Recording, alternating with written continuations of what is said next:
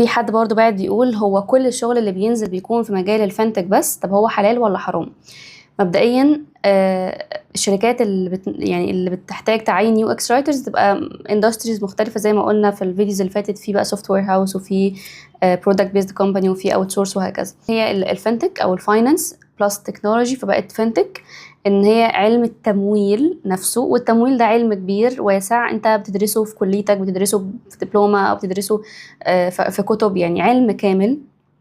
ف يمكن الشركات الاكتر دلوقتي في مصر بدات تعين يو اكس رايترز هم الفانتك. هي اي تعاملات ماديه او ماليه عموما الغلطه فيها بفوره، فانت لو كتبت كلمه غلط او لو وصلت لليوزر كلمه غلط اليو اكس بتاعك بيختل توازنه يعني بنسبه كبيره، عشان انت لازم يبقى في لغه تواصل ما بين الابلكيشن او البرودكت ده وما بين اليوزر اللي بيستقبل ده.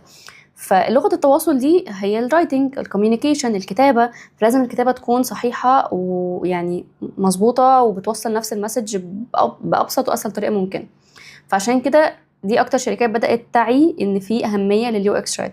بس في شركات تانية كتير زي ايه، زي الاديوكيشن، الادتك، زي الميديكال مثلا. في دلوقتي يعني مثلا صيدليه النهدي عندها بدات تنزل انهم عاوزين يو اكس رايترز، واوريدي عندهم دلوقتي يو اكس رايتر.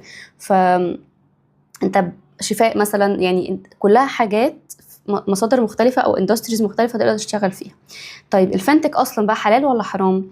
الفنتك مجال زي اي مجال تاني، وبينقسم لشقين، شق بيمشي على الشريعه الاسلاميه، شريعه كومبلاينت، وشق ما يعني بيبقى ماشي بالفوائد. اصلا قبل ما بتدخل الشركه بتسال وبتستفسر هو احنا الشركه دي ماشيه على انهي نظام، طب الشركه دي بتكسب منين، طب في فوائد ولا ما فيش، بنعامل اليوزرز اصلا بانهي طريقه. فانت بتسال وبتتحرى قبل ما تدخل تشتغل. لكن مش كل الفنتك حرام، الفنتك فيه ماشي بالشريعه الاسلاميه وفيه ماشي بالفوائد. فده بالنسبة للجزء الأسئلة اللي بتيجي كتير قوي بخصوص الجزئية دي.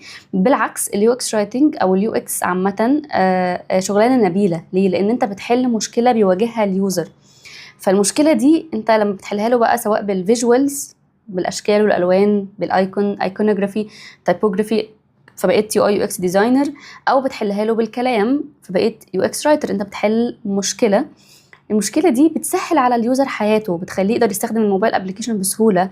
انت لو مثلا يعني طلبات او بريكفاست او حاجه مثلا كريتيكال قوي زي شفاء، عايز تطلب دواء دلوقتي او عايز تطلب دواء دلوقتي حالا، ومسكت الابلكيشن ومش فاهم ازاي بتطلب، او مش او الموضوع معقد قوي لدرجه ان انت مش عارف تجيب الدواء اللي انت عايزه ومش عارف توصل له ولا تقرا عنه، هو حاجات كتير